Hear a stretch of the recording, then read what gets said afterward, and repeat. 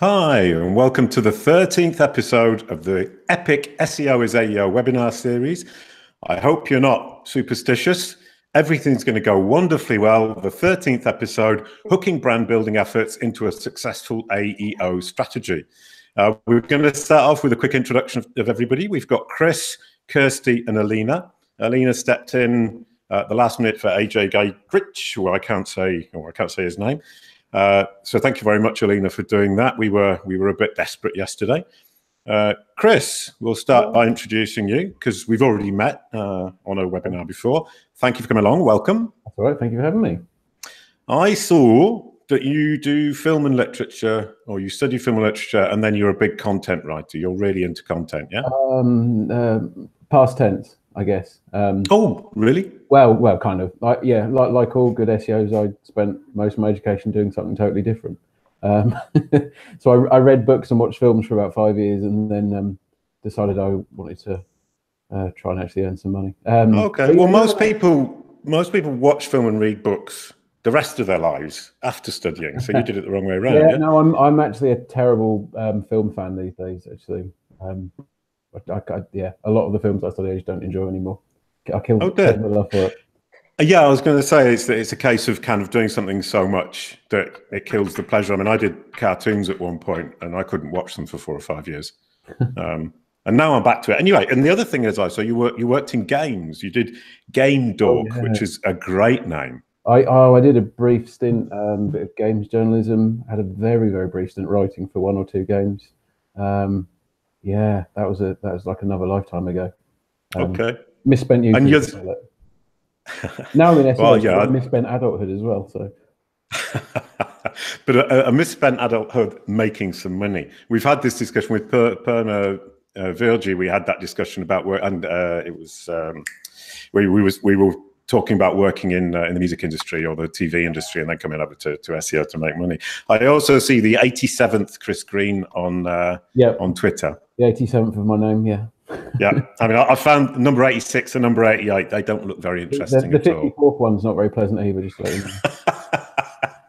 Brilliant stuff. So the 87th Chris Green is here to tell us all about Brande. We move on to Kirsty. We've met before. We met in Paris. We did. Yep, and thank you for coming along. I've heard some of your content stories. I know you're an incredibly big content fan with Pillow Castles. Yep, love it. I love that story. Just to explain, Kirsty did a whole presentation in Paris in English to the French about pillowcase castles, which was pretty freaky. Yeah, I hope it translated, because otherwise it just makes me look completely crazy. But I'm fine with that. I'm absolutely fine with that. I thought it was wonderful. I was doing the presentation. I also see you've been in the kind of entertainment industry because you were working on What's on Stage.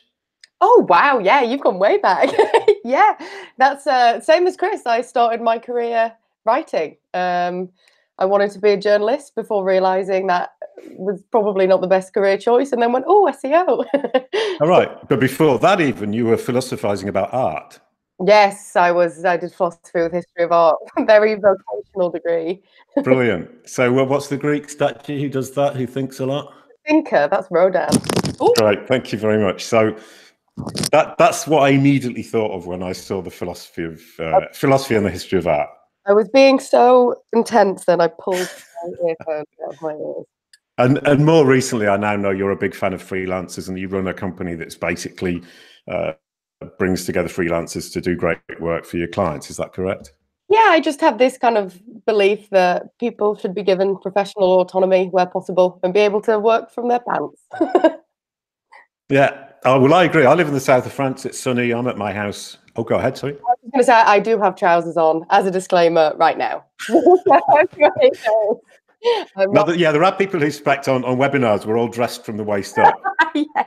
Yeah. Not from the waist up. Let's leave that topic. Office doesn't work for me. Move on. Havoc, Jason. That's what I'm here for today. Yeah. Well, havoc. You say clueless on your LinkedIn page, but it's clueless and havoc causing. Yep. Brilliant. Love it. Great stuff. And Alina, over to you. Thank you very much for joining us. You were warned only yesterday. Yes. Big shoes to fill. You're freezing a little bit, but we can still hear you. You did English literature, so we've got 3 ex-writers, but in fact, you're still a writer because you do a blog, yeah? Yes, so I've got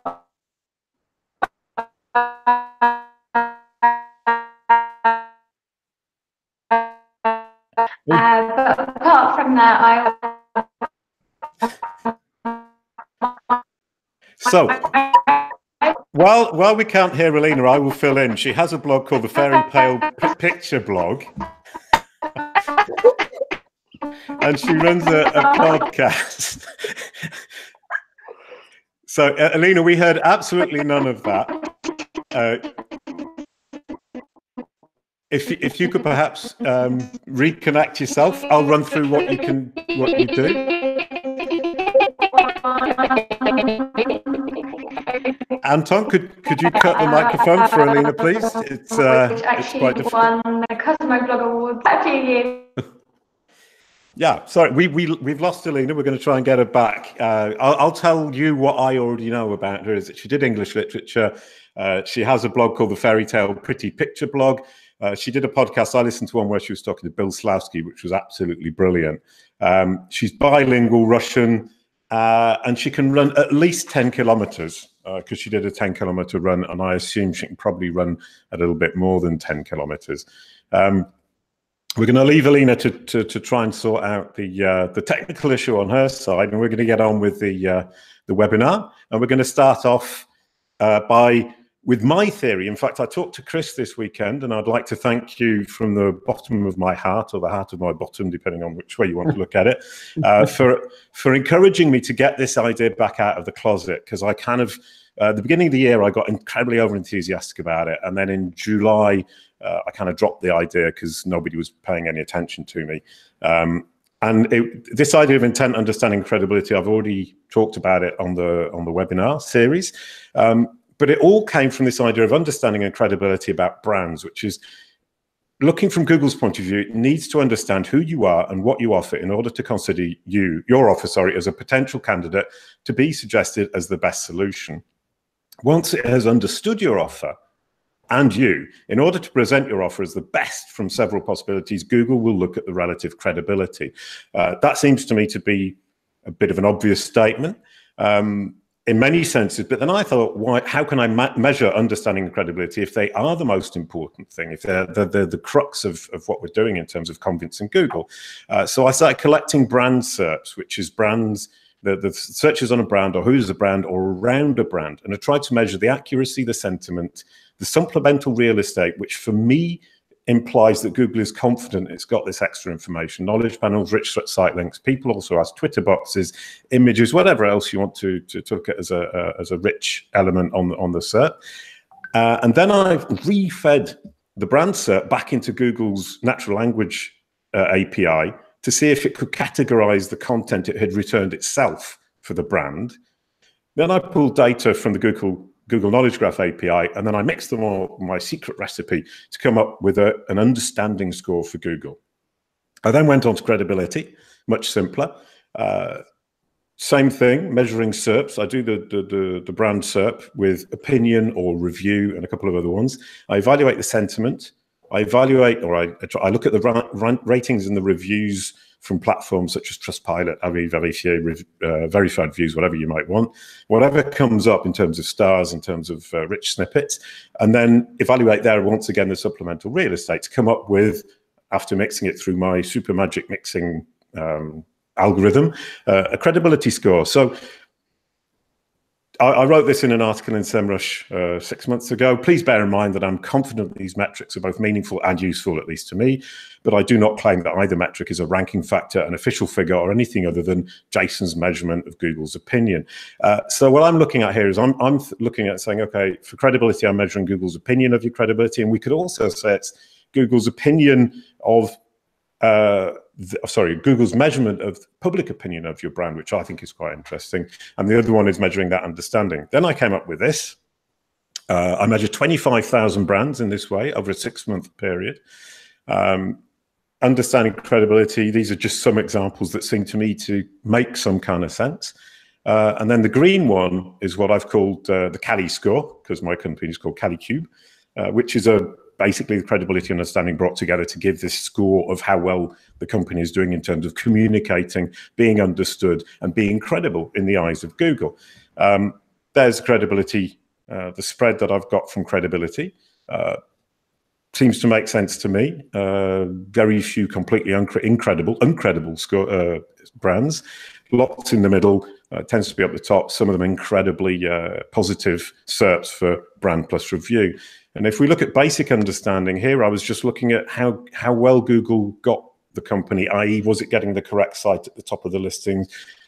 Did it have rich snippets? Basically saying, has it got the minimum, the syndical minimum, the minimum information about the brand or not? And then I looked at, has it really understood the brand? Is the brand in the knowledge graph? Has it got a knowledge panel? Is the information accurate? Does the information reflect what I have understood or what I've been able to analyze as being the brand message? And the answer is pretty rubbish, really. But then I looked at how it's evolved over time. This is the Cali score. And that seems to me quite logical. Don't worry too much about the graphs. I mean, this is all my data, and it's not actually necessarily easy to communicate in 5 minutes, which is what I'm trying to do. If you want to look at these, you'll be able to look at the slides later on. So that was my measurement of this whole situation. And I then came to the conclusion, you need to communicate and convince, and Google needs to understand and see that you're credible. And there are 2 articles. Once again, you can write them down now if you're incredibly quick with your pen. If you don't have the time to write them down, you can see the slides later on. So we have understanding and credibility is what is central to Google in terms of brand. You as a brand, your job is to communicate to Google what it is you do, who you are, how you do it, and then convince it that you're the most credible solution in your market. All that data, for me, at least supports that as an idea. So I've been talking about brand authority. I read an article by Kevin Indig who's talking about it and saying that very few people have written anything. Very few people stick their nets out. And in fact, in the article I read from him about an hour ago, he mentions it and he talks about it, but there isn't a great deal of detailed information. He isn't really sticking his neck out. I want to stick my neck out and say, I'm measuring understanding and credibility. I think it's brill. Chris, does it flip, flop, or fly? This is when I give a typical SEO answer and say it depends, isn't it? I think broadly speaking, I don't. It's definitely not a flop. Just to kind of step that one up there, I think the difficulty may be the reason why people haven't kind of set up their stall or stuck their neck out. It's quite difficult. I think when we were talking about this before the webinar, I was kind of overly preoccupied. Well, how do you measure that? You know, if we could sort of somehow try and measure brand. I mean, brand's kind of this sort of diffuse, fluffy thing anyway, which annoys as many people as it kind of engages. And I think what we sort of discussed is that this act is maybe measuring what Google perceives as a brand rather than the brand itself. And I mean, actually, if we're talking about AEO or SEO or what have you, that's probably the thing we're preoccupied with to a greater or lesser extent. The tricky part is that this isn't fixed as well. I think Google's understanding of these factors will keep on changing, and the richness of the data, the richness of their understanding, the sources where they find that will kind of constantly evolve and change. So I think being sure we understand what that benchmark is and how we then use it, I think is probably the real kind of critical point. I mean, we absolutely should try, if nothing else, to understand how we get on. One of my favorite indicators is just trends data. You know, I kind of take the, brand search as the kind of a key indicator, but that isn't all. For me, like a mini milestone for any kind of new or kind of emerging brand is when your brand name plus the term reviews starts actually getting impressions and search volume. People are actually searching for you and they want to get how credible you are. And then it's what you do with that data. So if people start searching for your brand plus reviews, that's when you post a blog saying our top 10 reviews or the reviews that make us most happy. And if nothing else, that will kind of protect you from all of the other kind of unclaimed reviews entities while you haven't got there. So yeah, I mean, I buy it. The methodology, I mean, I don't know yours. Well, no, I'm not taking a pot shot at you, Jason. Yeah, please do. Take a pot shot. No, it's not a pot shot. I just I don't know. I kind of feel like it's opening Pandora's box and staring at it. And I think I'd go probably a bit mad, sort of like staring into infinity, whizzing past me. but there's another part of me that just wants to understand it. And I think, you know, getting any closer that you can get to Google's understanding of this is ultimately a good thing. But I think that that's possibly an activity for someone else in a weird sort of way. I think if I'm charged with making my client be the beneficiary of this activity, then I'm quite happy for you to measure it. As long as I've got faith in it, then I'll get on with the marketing bit. No, brilliant. I really like that answer. I mean, I like the Pandora's box idea, and you exactly spotted it. The reason I did it for 6 months and then stopped is because I went bonkers. And I just thought, I can't deal with this anymore. There was too much data flowing by, and I couldn't really make much sense of it. But in fact, that was what inspired this series. This series came out of the fact that I went bonkers with that and thought, I think I better start looking at something else. I agree with you that whole idea about what I'm doing is measuring what Google's throwing back at me. And as an AEO SEO expert or consultant, that's a really useful thing to do. But as you say, it just takes up so much time. It's so difficult to make sense of that. If I want to make a living, I'd do better actually consulting. Just quickly now, somebody's asked the question. Karen Balal has asked the question: what does AEO stand for? AEO stands for Answer Engine Optimization, if you ask me. And if you ask Dawn Anderson, it's Assistive Engine Optimization. Both are fine. I think Answer Engine Optimization is more approachable for most people. Assistive Engine Optimization is more accurate. Thank you very much, Chris, for that answer that didn't... Well, yeah, it was Can I just jump in quickly, which might be quite useful? Can you hear me now? We can. Brilliant. So basically, I saw Marie Haynes' tweet earlier, something that might be quite interesting in regards to like that whole credibility aspect. She talks about EAT specifically. So obviously it's going back to that authority factor. And I think she has a lot of information that she's collated for last year, which can also be quite useful when it goes back to understanding who that authority and credible brand is. So I'd recommend that, definitely. Yeah, sure, great. In fact, I wanted to have Marie Haynes on it on one of the first episodes. She's brilliant. What she's talking about is really good, and she's incredibly clear about it and makes a lot of. She talks an incredible amount of sense. So that's wonderful. Thank you very much for that. Quick mention also for the questions. If anyone's got a question, please do type it into the chat window, and we'll try and answer them at the end. Now, I saw this from Mike Blumenthal, which is Google is your new homepage. I've been saying Google is your new business card, but I prefer his idea. The idea that when people come to see your business online, they tend to search for it on Google. So what comes up for your brand search, the brand search or brand review, as Chris was saying earlier on, is incredibly important and is perhaps one of the first steps you should be taking in protecting and improving your brand message on the web. So we are back to Alina. What do you think about this idea that Google's my new homepage? So firstly, really sorry about the audio earlier, but I totally agree. So like nearly 80% of consumers start their shopping journey on Google. So it just makes sense that we optimize our sites to ensure that the people who come to our site via a search engine always get the same view. So it goes down to the tone of voice, to the call to actions that we use, even to those deep links that we use for brands specifically.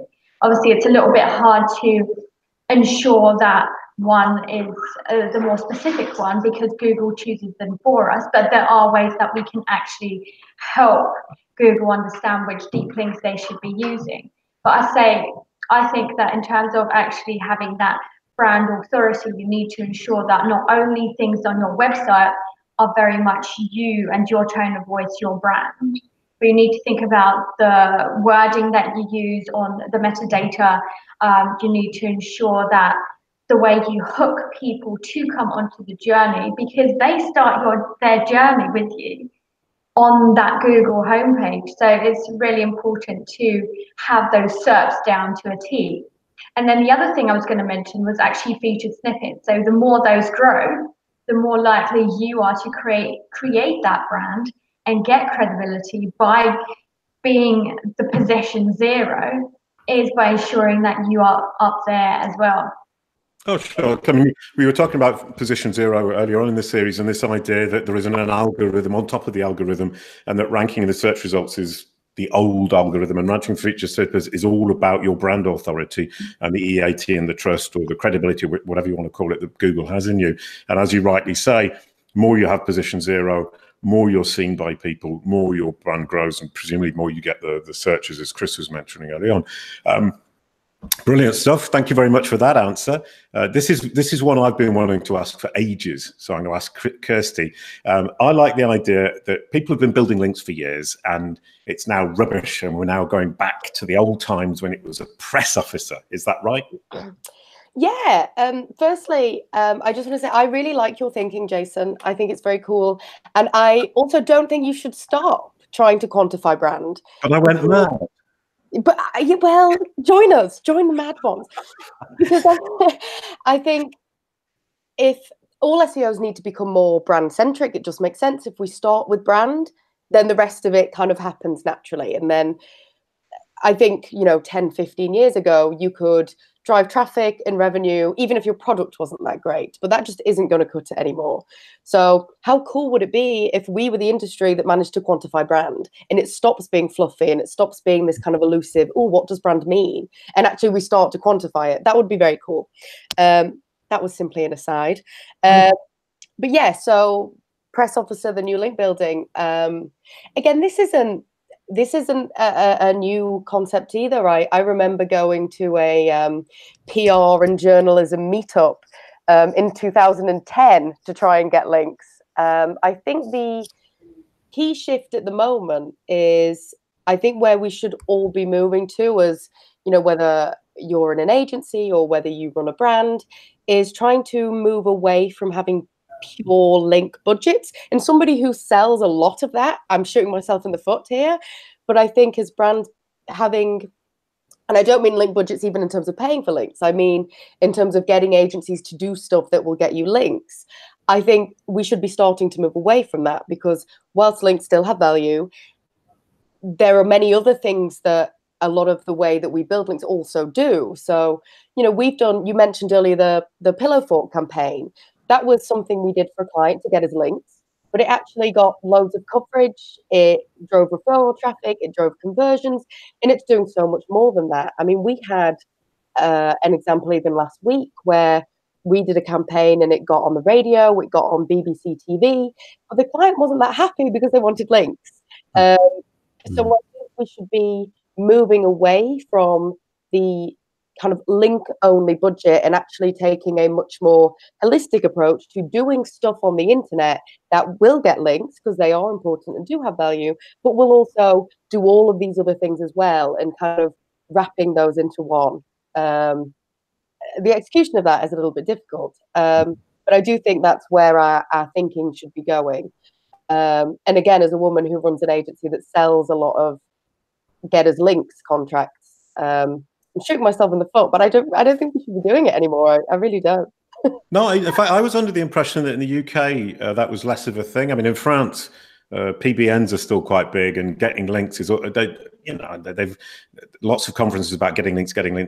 And I was under the impression that in the UK or in the English-speaking world, at least, we were talking less about links, more about mentions, and more about getting the message out there and making people talk about it. I mean, to come back to your Pillow Fort. I mean, that's brilliant because you talked about it. Now I'm talking about it. Now lots of people know about it, and it's creating a conversation that does drive brand awareness, which is incredibly interesting from what Chris was saying. I mean, if you say what the brand is, maybe somebody will search for it now and prove my point. Yeah, I can share it. I can share the campaign after this. I think, I agree. I think the execution of how we get links in the UK is quite advanced. The PBN days, while still prevalent, seem to be so. A lot of the, some of the work that so many agencies do in order to get links is incredible. Like I see so many campaigns that so many agencies do, and it's just advertising. It's really, really good advertising. But I also know that those agencies were paid to do that for links. And I think as SEOs, I think we can just band together and go, do you know what? We don't just get links. We do so much more than this, because we've got really, really good at understanding what people like to consume and share on the internet. That's kind of our bread and butter. And but it will do all this other stuff as well. And I think that's a conversation we're still not having as much as I think we could. Well, I really like telling my clients, you know, I'd rather have 10 mentions on decent sites than one link. So let's concentrate on mentions, and the links will come, and that's great. I mean, and they say, yeah, but can Google actually measure that idea of mention? He said, if Semrush can do it, not wishing to insult Semrush, who are a great company, but Semrush is much smaller than Google. If Semrush can do it, then Google could certainly do it. And so for me, there isn't a debate. So yeah, I'm right into the idea of press officer is the new link building. Thank you very much, Kirsty. That was great. Can I just on the end of that? Oh, sorry. Oh, go ahead. Yes, go ahead. You go, Chris. Oh, thank you. Yeah, just coming back to the whole press officer thing, it's something that, I mean, I don't disagree in the slightest. I think actually that taking a more of a PR approach to kind of that is far better. Although I've worked probably with more press officers than I've kind of tried doing the job of. And one of the things that I do tend to find is there's this middle ground between the SEO and the PR, and the middle ground is ability to create the opportunity and then get the link. Press officers are great at generating opportunities, but often capitalizing on the link just via inclination, via training or what have you. It's not as built in. And actually one of the things we do quite well when we kind of work with these is we act as that, you know, we go and look for the opportunity that's missed. So not as glamorous, no pillow thoughts or not as much creative content in that sort of arena, but it's definitely you know, just how do you kind of leverage that? But also training and working with PRs as well separately. So PRs create the opportunity and then you chase around making the most of those opportunities. At the moment, I don't think that's the best way of working. I think the issue is the silo where the tech SEO sits and the PR sits are often, well, siloed. They're not interconnected at all strongly, or not as often as they should be. So that's part of the limitation, I think. There. The other thing is actually just adding. We in Paris a few weeks ago at an SEO event, and you know when you're saying PBNs in France and that whole, I mean they were sponsoring. You know I can't remember the name now, but the sponsors of the event were just kind of link sellers. And yep. And I know them, so and I can actually tell you who they are. But and they've got a great pitch, but when I just don't believe, you know, I'm a bit like Peter Pan. No, it's maybe possibly a little naive to assume that isn't the case in the UK, except that we just don't have them sponsoring our events, I guess. That's not to say that you know we do business with them, because ultimately we you know if you wouldn't send it to your own website and you wouldn't kind of expect longevity of your brand with that method, then you wouldn't level it on a client, which is the rule we live on. But not everyone lives in the same sort of sense. So I think it's there. It's just less on the surface in the UK. Less, yeah, it's less thrown in your face. Alina, you were going to say something. Go ahead. Yeah, so I guess I was going to mention the fact that when you say longevity, I think that's definitely the word that kept popping into my head. Like the fact that there is no way that you can future-proof a brand by buying links, something that Google has explicitly said they don't like. But apart from that, going back to like the whole PR and yes, it's completely different. Like when I did it for Debenhams, we used to work a lot with bloggers and influencers. That was years ago. Now I think we're looking more into like the event side and the fact of doing the more local stuff as well. So like potentially working with charities locally, doing events with not just bloggers, but thinking about the whole relationship building with journalists. And I think that's where that goes back to like the whole press officer side. So I totally agree with you, Kirsty. Hopefully you didn't shoot yourself in the foot, but I think the budgets and the way we're doing it is definitely different. Yeah, I mean, I hear, I've heard a lot on this series, future proofing. David Harry mentioned it when we were talking about machine learning. I think it was in Martha van Berkel mentioned it when we were talking about schema. Basically, schema, machine learning, the knowledge graph, whichever, or brand now we're talking about, which is the first one on the brand, whichever part of this package, for me, the AEO package we're talking about, it's all about future proofing. And that's perhaps the crux of the whole series is future proofing for answer engine optimization or assistive engine optimization. Now we're back to Kirsty. I mean, this is a really broad, silly question that doesn't really have an answer, but we decided we'd have it anyway. Typical digital strategy for a brand, typical strategy for a brand, for a major player. And what I mean by that is, how does a brand promote itself on digital? Okie dokie. I think first, actually, I just had one more kind of small point to say on the last thing, but it ties into this. So it's, I think there is an idea that doing kind of like creative or press type link building can often be very resource intensive and kind of the space of the big brands, and not, you know, nobody's interested in small brands, or we don't have the budget to create big content. But I think actually what I found over the past few years is the real space for traditional PR based kind of links is often the small and the medium sized brands.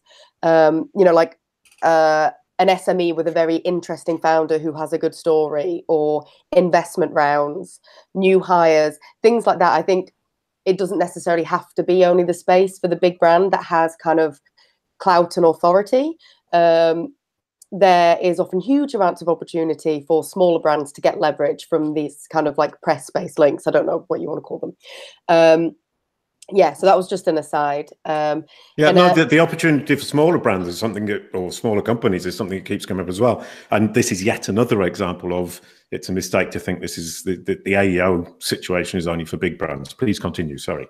Yeah, no. And I guess a typical strategy for brand for a major player will be quite different. If you already have a large, well-established brand, I think we were discussing this yesterday, it's simply about protecting that rather than necessarily growing it. So I guess that comes into, again, like a much more holistic approach. I think if you're a really large brand and you're trying to really own your brand space, then it goes way beyond the realm of digital, and it goes into kind of TV and print and those areas that have traditionally been more associated with brand building. And I think we're going to talk about it a bit later, but like we spoke about, kind of making sure that you really own the real estate of your SERP. I mean, for the first time ever, Google's really helping us. We can now claim knowledge panels. That's really cool.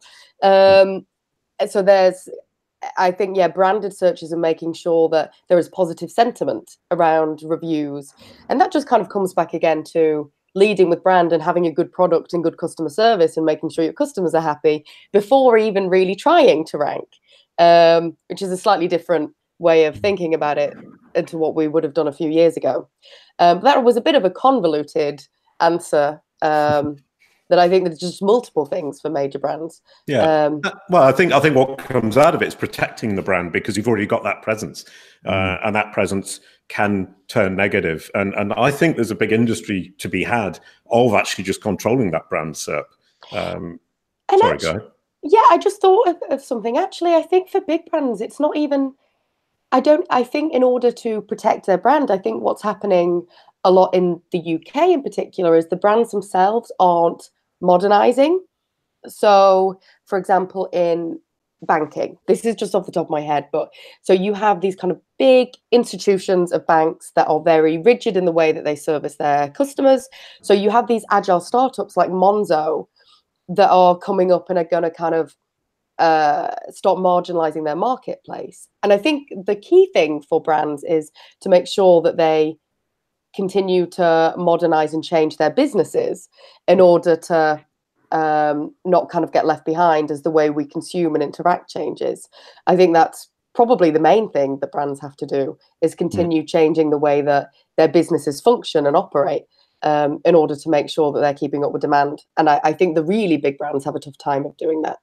Yeah, and so and that brings us back to the idea that medium and small businesses and brands have an opportunity because of the major players are pretty slow.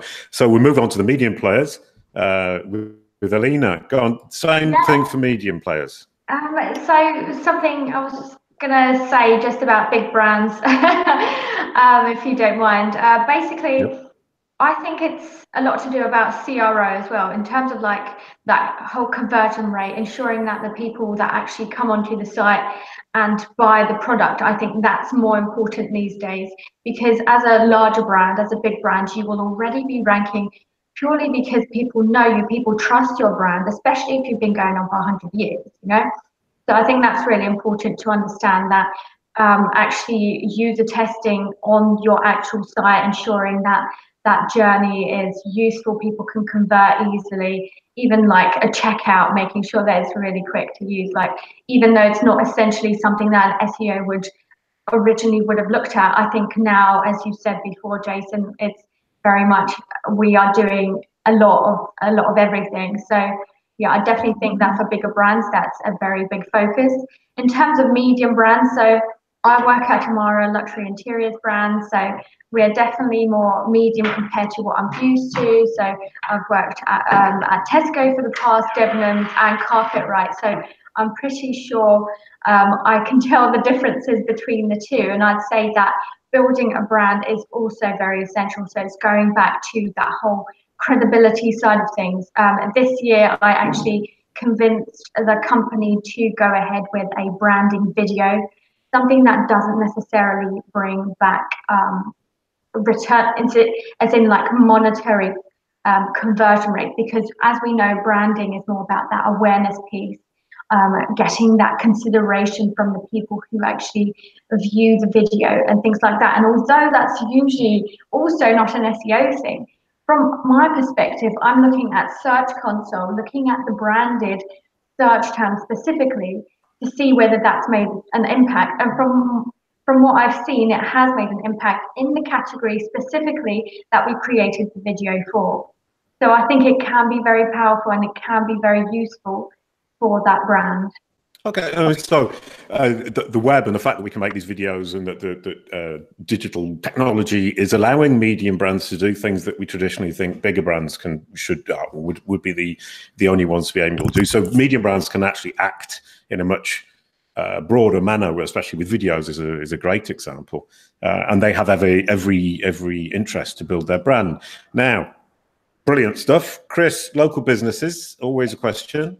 Yeah, well, I think if we were to, I mean, I guess the way to think of this is the opposite end of the spectrum. You know, if you're kind of medium or larger and you already have sort of brand, whatever we deem that is, you know, that the prospect's different. You know, with local business, it's as much as generating that feeling in the first place rather than knowing what necessarily to do with it. Big brand, I mean, I work a lot more with the smaller to medium-sized clients, and we often kind of look up at the SERPs and kind of shake our fists at them and sort of, you know, we want what they've got, but it doesn't, you can't take anything for granted in the space. And smaller brands is, I think, just to echo a point that Kirsty made earlier, you know, the focusing on making people happy is such a critical part. But in local businesses, there is that vicious cycle of where do you start? You know, you can make your customers really happy, but then make no money and actually generate no business. And but equally, if you're not making people happy, then you're not going to get that semblance of brand kind of building up. So to kind of keep it more simple, though, when you come bring it back to just looking at that SERP, you know, just owning everything that you can in that space. It's amazing how few do, and it's just the kind of the lack of knowledge. And in fairness to Google, it is trying to drive this a little bit more in terms of Google My Business, in terms of owning that knowledge panel, you know, just making sure your map listing's correct, you know, using the publishing tools within that platform as well. But then just review sites, just being aware, you know, you might not want to use Trustpilot, but if your customers want to leave reviews on there, you don't have a choice in the matter. You know, this coming back to the whole Google is your business card or Google is your homepage, you don't have a choice. You know, if you don't want, I have had clients previously who dislike Google, so didn't want to optimize for it. But when 80 to 90% of your customers are using that to find you, then that just means you're sort of sticking two fingers up to your customers. In actuality, that's where you'll lose the ground. And local business space is very fierce. The budgets might not be as big, but the appetite's there, and very often the amount of competition is there. So, you know, the other side as well is we often say to brands, don't rush out and claim every single social media profile under the sun because you feel you need to, because that's a bad sort of social strategy. However, if you've got them, no one else has them, and if you have some you post on with some regularity, they you know, they're helping you claim some of those top 10 blue links beneath the answer box. So again, it's a land grab. Then there is a quality element to it as well. There is no substitute for being a business that does a good job, and that's where I tend to lose some people when we talk about it, because sometimes say, well, it's easy to say that, and it's another thing is actually doing it. So. But then the other side is just a good strong website. You know, again, local businesses, especially if you're trades or something like that, just kind of not ignoring things like mobile sites, page speed, bits and pieces that are so fundamental now. You kind of almost don't want to mention it, but because we're in the local business sphere, you have to. Because a lot of people, sorry. Yeah, coming back to the whole brand SERP thing, I mean, I 100% agree with you. I mean, everything you're saying there just makes 100% sense. And I think whether you're a big brand, a medium brand, or a small brand, making sure that you control or that you have great SERPs that represent you and are positive and are accurate and are coherent and is phenomenally important, because once somebody's searching for your brand, they already know they want to do business with you, and anything bad is gonna tilt some people away from you, which is obviously a very bad idea. I wrote a couple of articles on Semrush recently about that, and basically I could have just asked you to write it for me instead of bothering to do any research. That's all right. I'm sure you did a better job. No, I didn't. I just said exactly what you just said. I just read it before I came on and just regretted it. Chris just mentioned brand social activity. Alina, can you tell us how important it is? Because people go on about it. I mean, is it really that important? Yes. Simply put, like no beating about the bush. It is a ranking factor these days. Even before it was, I know people who have actually tested social media to amplify their content and said that they have seen really good results. So something interesting that they've actually said is they potentially think that not only was it because it was so socially worthy that was shareable, but also because it was so catchy that they're in the SERPs, their actual content looked really catchy as well. So it might have increased that click-through rate simply because people were thinking, oh, okay, this looks interesting, I'm going to click on this anyway. So social media is a big part of what we do anyway, especially when you're writing inspirational content, blog content. Not only is it increasing chance of your content to actually be crawled, but it increases the chances of it being, the more eyeballs you have on it, the more likely you are to sell.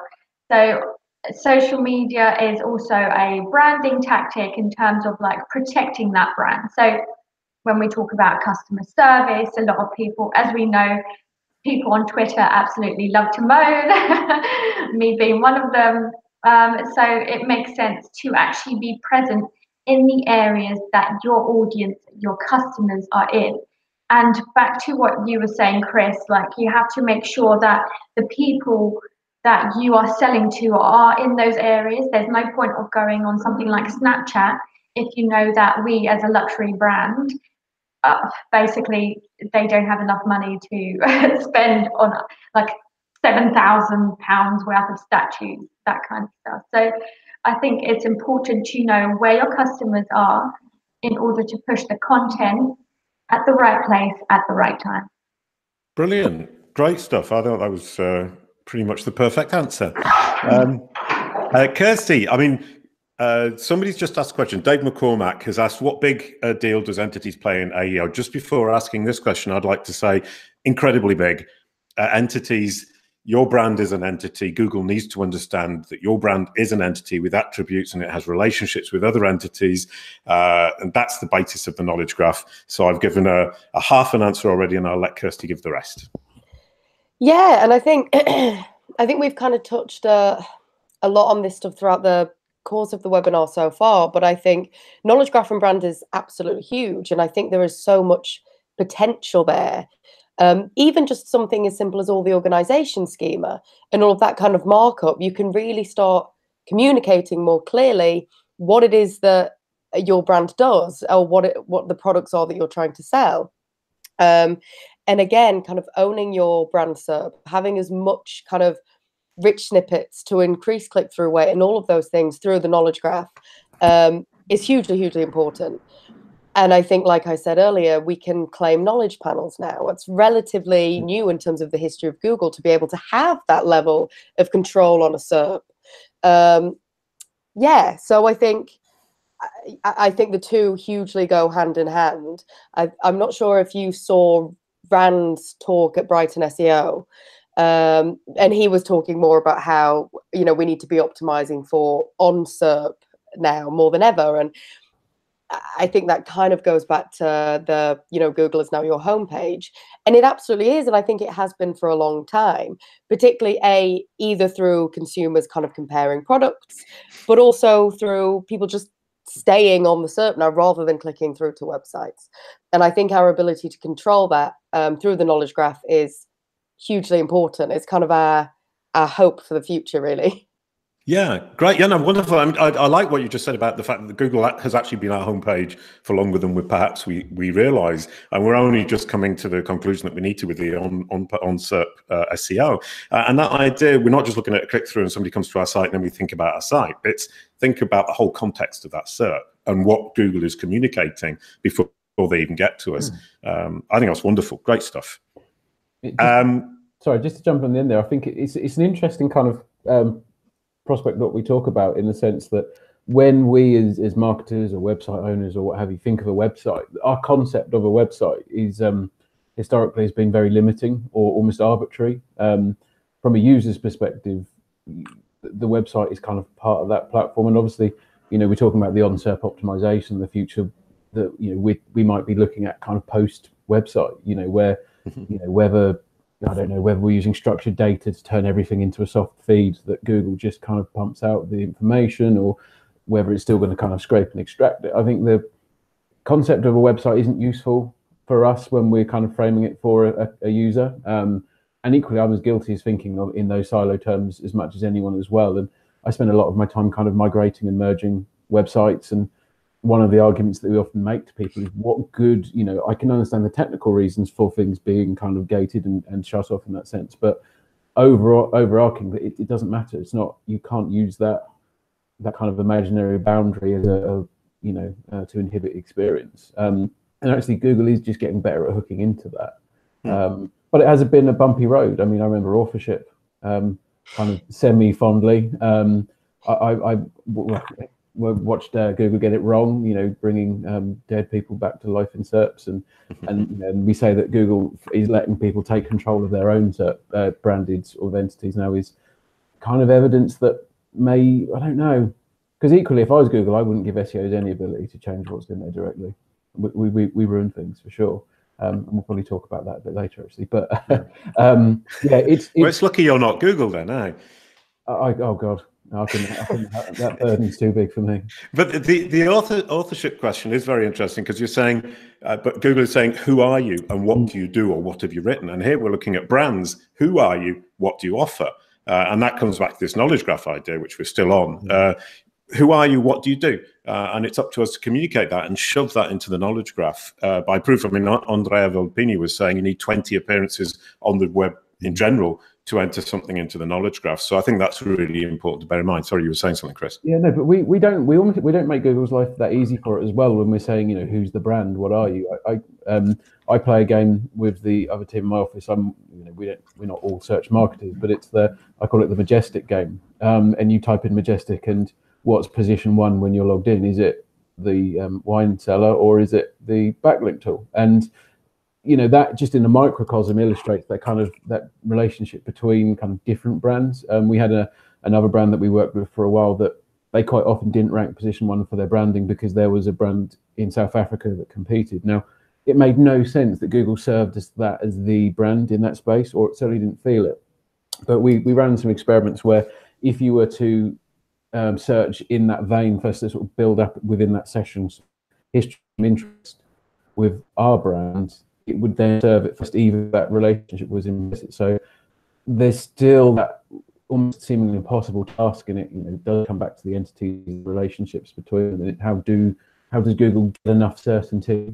The next, the whole kind of weakness of machine learning is people feeding in bad data, and Google's ability to detect and stop bad data. And I think you've got, I don't know why Tom Anthony springs to mind, but you've got like a whole kind of raft of people waiting to kind of have a bit of fun with Google, and it's trying to make sense of it all.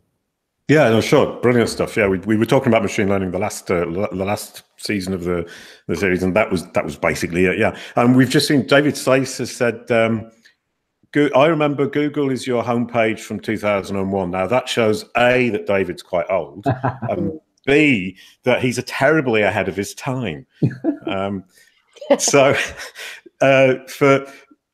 we're actually kind of running out of time. So Brande, Knowledge Trust, Kirsty, can you make this quite quick? Because we've got one more question each after this. Sure. I don't really understand the question, so I can make it super quick. Okay, great. In that case, I'll save that for the next episode. And we'll move. It wasn't actually a question. How rubbish was that? Now, Alina, future-proofing a brand. We talked about this earlier on. I mean, you mentioned future-proofing.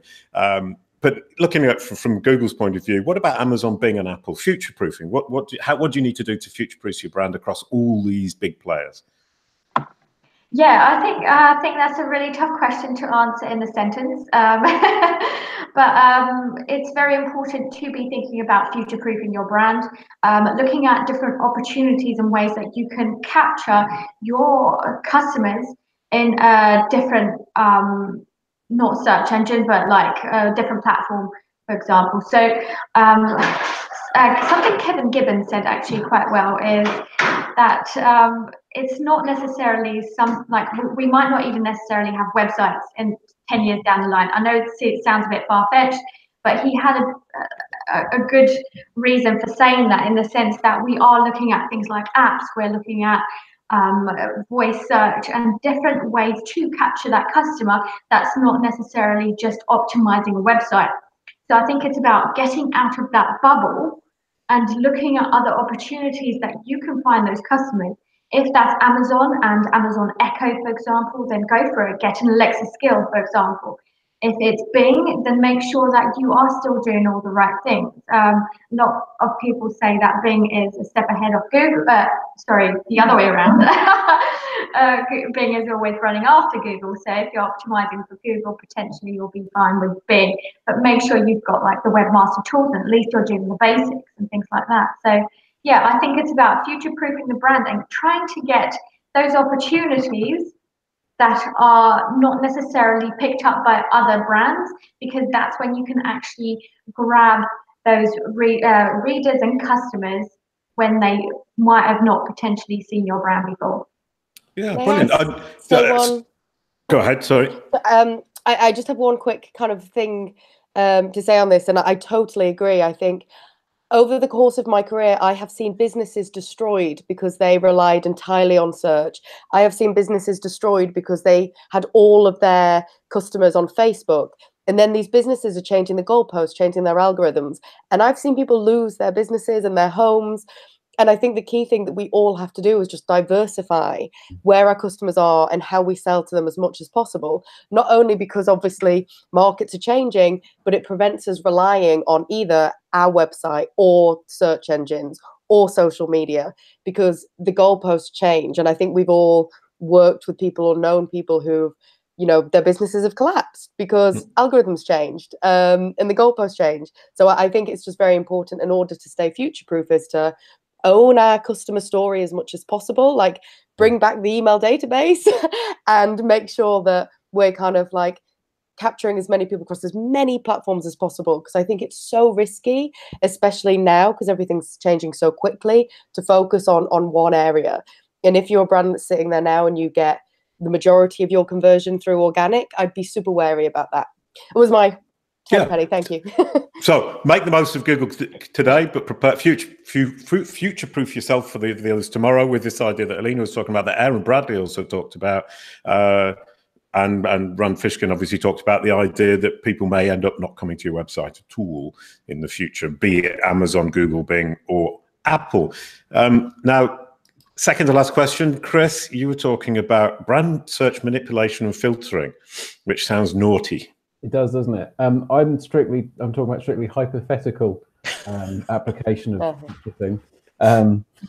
No, so we kind of ran some tests, just seeing what hourly rank tracking would look like. And one of the byproducts of tracking keywords 24 times a day rather than once a day is that we were artificially inflating impression data in Search Console quite clearly. Now, it's not necessarily a new discovery, because a lot of people have suggested that's the case, but fledgling brands that have no search, just tracking their brand mentions, you are generating that now. So that in isolation, Google isn't going to go, oh yes, I've seen that search, all of a sudden I'm going to start treating it as intent. But equally, if you are scraping this data in a sensitive fashion, its ability to differentiate you from a real human is very difficult. And we talk about, machine learning and the issue being, if it's fed with kind of poor data, especially into training set, it's going to learn some bad habits. So, but equally, when you pair this with refining and query intent, and it's not something that we've done a huge amount, but relating searches or searching with other terms does have the propensity to kind of create links and relationships that might not be there.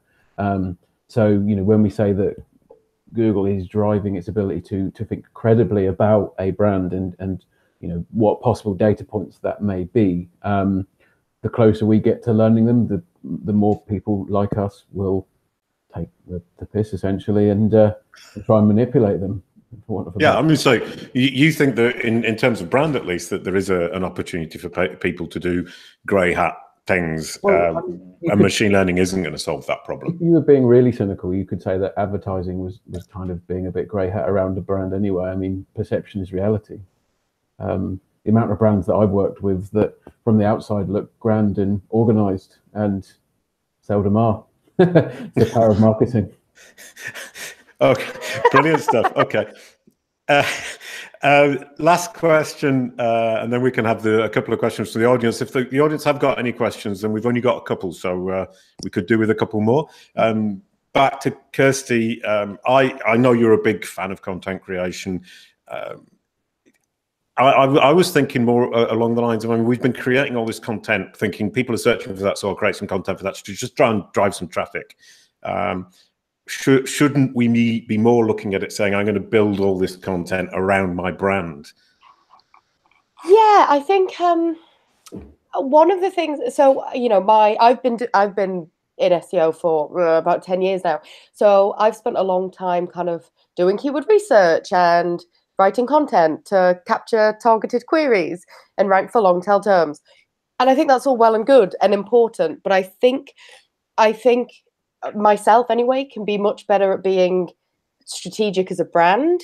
So if you think of all the kind of brands that have really stood the test of time, so I don't know, Nike, for example, it's because everything they create adheres to one bigger strategic pillar, the idea of like performance and competition. They never really stray away from that.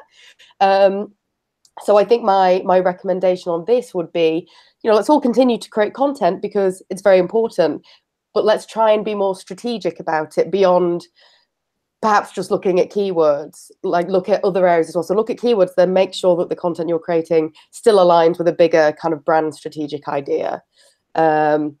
I think for small businesses in particular, we can sometimes just create content for content's sake. And, I've worked with lots of businesses who've been creating lots of bod content that nobody's reading. I think the advice would be definitely to do a lot less, but stuff that actually will resonate, actually will have an impact, rather than, doing the one blog post a week kind of standard best practice. That can work for some brands, but if it doesn't, it's not essential. Maybe you could say, if you can't mention your brand name within your content naturally, then it's probably not a good topic. I think that would be fair. Yes, I think that would be a really nice kind of Just to add to that, I was just going to say, I think it's important about understanding the types of content that you create, and as well as like how you measure it. So, for example, for a brand who is e-commerce, they're selling products online, you have to make sure that at the end of the day, either A, they are still going and continuing that journey to actually look at your site. B, is it just to help them maintain that product? Is it like a buying guide, for example? And then is it a way to convert people to ensure that they're actually further down that funnel and to actually buy that product at the end of it? So those types of things are really important to identify before you even create anything, to ensure that that content does really well for you. Great stuff. Brilliant. Chris, you were going to say something, I think, just there. I think one of the elements is that can often be missed or forgotten, I guess, is the strategic kind of direction of content around this approach is really kind of critical. But it's also possible to I guess score an own goal or totally miss the opportunity. Just because you have that brand value doesn't mean that it's innate. You know, the knowledge graph or answer boxes and all of that information isn't going to just fall on your lap because you put content there. You know, we've done it a lot recently. You kind of get a brand that's pre-made, that's fantastic, but we're still going through, we're still structuring data, we're still rewording blog titles, headings, bits and pieces like that. Very 101 stuff. But these small tweaks and changes are, or certainly in our perception at least, making a difference. So it's that there's got to be that sweet spot between like a strategic vision and then like the competency of sort of like a tactical implementation, I guess. Yeah, sure. No, I really like the idea of the 101. I mean, I think we're all in agreement there. We go into clients and we think I mean, this webinar series, I've got these big ideas coming out, and I go and see a client and I'm telling them your blog titles not very good. I almost said a rude word. Or structuring the minimum of data, which Kirsty was talking about, putting organization data or data markup on your about page with that. And we haven't even got to the products, marking up the products and so on and so forth. So absolutely brilliant. And Simon Cox is saying, is AEO dead? And we've had a couple of answers about that. Let's not be premature. It's a baby. It's just been born. It might die, but I'm pretty confident it's a healthy baby that's going to live for a long time. Thank you very much. That's the end of the questions for today from you guys. Thank you very much, Chris, Kirsty, and Alina. The number of questions in the chat, in fact, we've answered them as we've gone along, which has been actually quite nice. And that last one, is AEO dead? Of course it's not. Otherwise, I'll have to stop the series now. Was brilliant. So thank you, Chris. That was absolutely brilliant. Loved your answers. Alina, you were great. 24 hours notice. Brilliant stuff. Kirsty, you and your pillow fort. Thank you so much for inviting me. Thank you. Thank you very, very much. You were all brilliant. I really enjoyed that. That was a great hour spent with you. I'm just going to announce next week's, which is with Aidan Carroll, Stony de Goethe, and Melissa Fack, about leveraging brand in a multi-channel, multi-device acquisition environment thing. I know Aidan Carroll's very good at analytics and actually measuring this idea, the multi-channel, multi-device and brand in particular. So I'm very interested to hear from him. Stony, I know he's super smart. And Melissa, she edits my Semrush articles incredibly well. So I know she's going to be pretty tough on me. Thank you very much. See you same time, same place next Tuesday. Please do join us. I really enjoyed today. 2 more episodes left. Thank you. Thank you. Bye.